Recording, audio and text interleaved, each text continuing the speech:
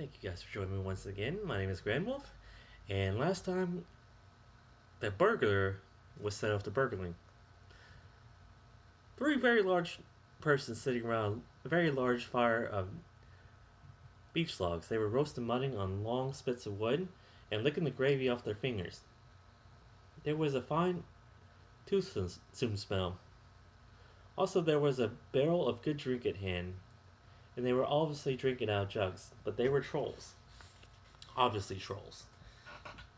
Even Bilbo, in spite of his sheltered life, could see that, from the great heavy faces of them, and their size and the shape of their legs, not to mention the language, which was not drawing room fashion at all.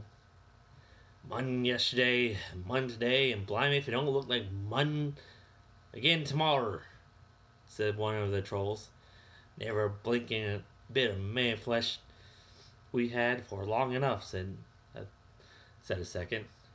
What the hell? William was thinking of to bring us into these parts. Beats me. And the drink runs short. What's more, he said, drogging the elbow of William, who was taking a pull out of his jug. William choked. Shut your mouth, he said as soon as he could. You can't expect folk to stop here for ever just to be eat by you and Bert. You have ate a village and a half between you since we come down from the mountains. How much more do you want? And time's been up our way when you have said thank you, Bill, for a nice bit of fat valley mutton like what this is. He took a big bite off a sheep's leg he was toasting. He wiped his lips on his sleeve. Yes, I'm afraid trolls do behave like that, even though it's with only one hand each. After hearing all these, Bilbo, after hearing all this, Bilbo ought to have done something at once. Either he should have gone back quietly and warned his friends that there were three fair-sized trolls at hand in a nasty mood, quite likely to try to toast the dwarf, or even pony, for a change, or else he should have gone at a bit of good quick burgling. A really first-class and legendary burglar would at this point have picked the troll's pockets. It is nearly always worthwhile if you manage it. Pinch the very mutton off its spits, purloined the beer, and walked off without noticing him. Others, more practical, but with less professional pride, would have perhaps even stuck a dagger into each of them before they observed it. And then the night would have been spent cheerily. Bilbo knew it. He had read a good many things he had never seen or done. He was very much alarmed as well as disgusted. He wished himself 100 miles away, and yet somehow he knew not to go straight back to Thorn and Company empty-handed. So he stood, hesitating in the shadows of the various burglarious proceedings he had heard of. The picking the troll's pockets seemed the less difficult, or at least he crept behind a tree just behind William. Bert and Tom went off to the barrel. William was having another drink when Bilbo plucked up courage and put his hand into William's Nora's pocket. There was a purse in it, as big as a bag to Bilbo. Ha!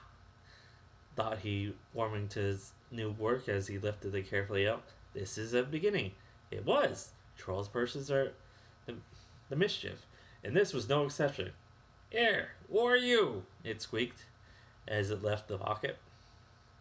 And William turned around at once and grabbed Bilbo by the neck before he could duck behind the tree. "Why, Bert, look what I caught," said William. "What is it?"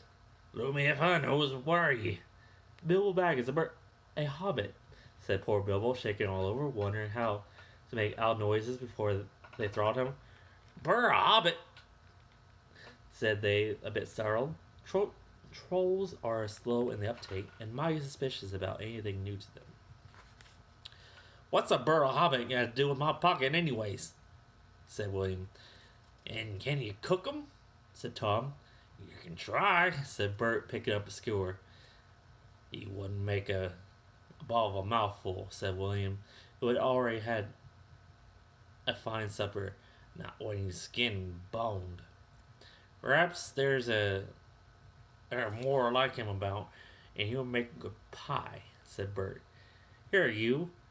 Are there any more of your sort of sneaking in these woods? You nasty little rabbit, he said, looking at the hobbit's furry feet, and he picked him up by his toes and shook them.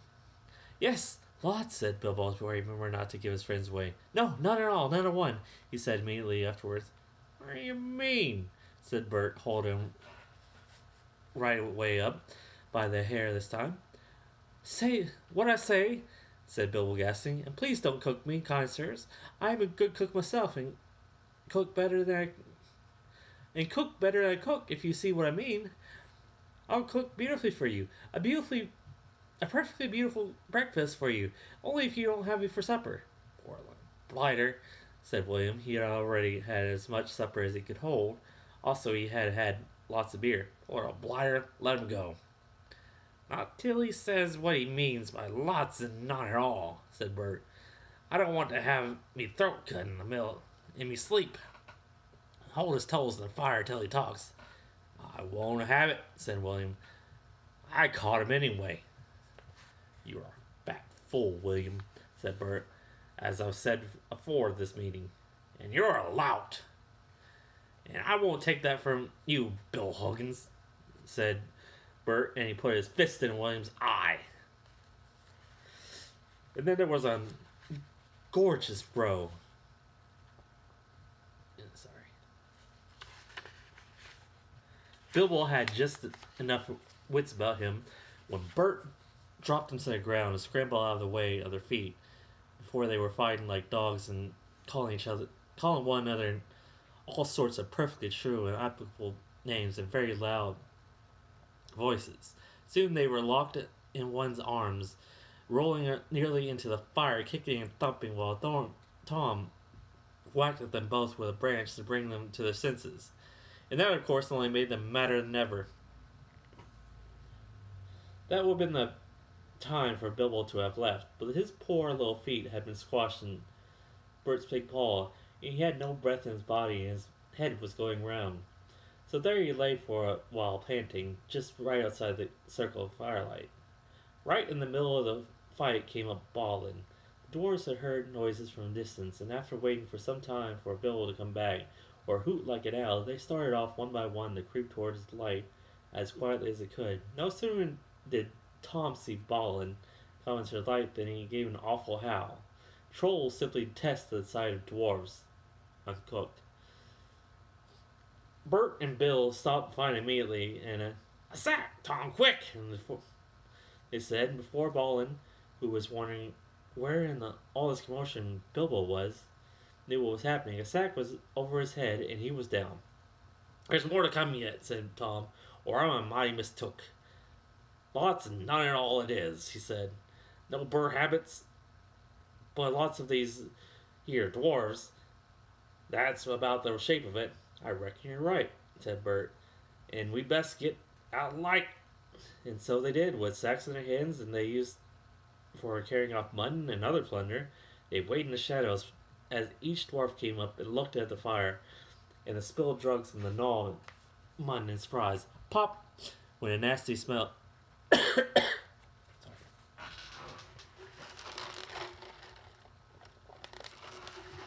when a nasty smelly sack over their head, and he was down.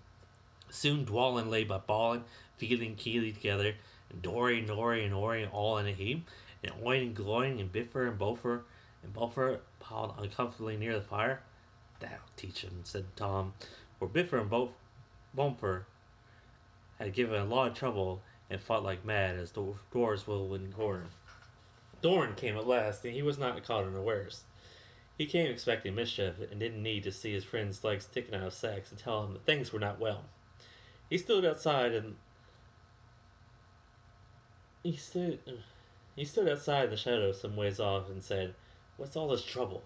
Who's been knocking my people around?" "It's trolls," Bilbo said from behind a tree. They had forgotten all about him. "They're hiding in bushes with sacks." "Oi, are they?" And I'm going, I actually got a good time, said Thorin, and he jumped forward to the fire. before they could leap on him. He, he caught up a big branch and all on fire at one end, and Bert got that end in the eye before he could step aside. That put him out of the battle for a bit. Bilbo did his best. He caught hold of Tom's leg as well as he could. It was thick as a young tree trunk, but he was sent spinning up into the top of some bushes when Tom kicked the sparks up in the thorn's face. Tom got a branch in his teeth for that, and lost one of his front ones. It made him howl, I can tell you. But just as that moment, William came up behind and popped a sack right over Thorn's head and down to his toes. And so the fight ended. A nice pickle they were all in now, all neatly tied up in sacks, with 3 angry trolls and 2 with burns and bashes to remember, sitting by them, arguing whether they should roast them slowly or mince them into fine moral, or just sit on them one by one and squash them in jelly. And Bilbo up in a bush with his clothes and his skin torn, not daring to move for fear they should hear him. And we'll pause there. That's good stuff in place.